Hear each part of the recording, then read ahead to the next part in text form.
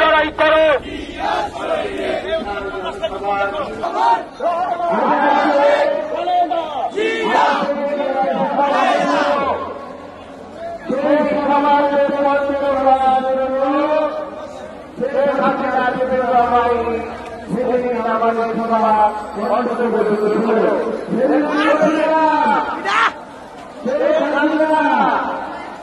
মাধ্যমে তারেক রহমানকে দেশে ফিরিয়ে আনবে ইনশাআল্লাহ, এবং সেই সময় এসে গেছে।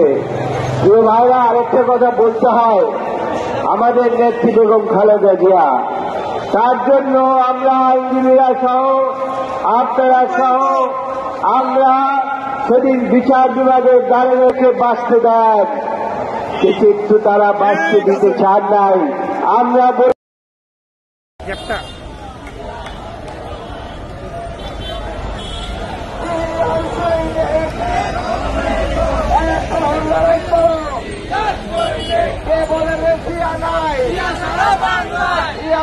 বাংলায় এক দিয়া লোকান্তরে রক্ত দিয়া ধরে যাবে।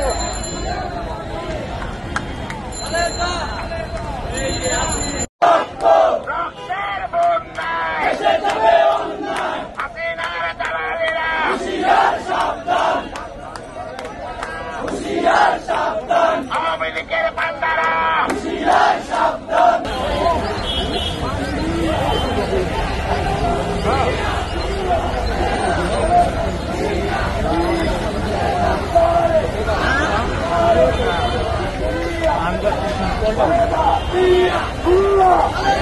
আস্তে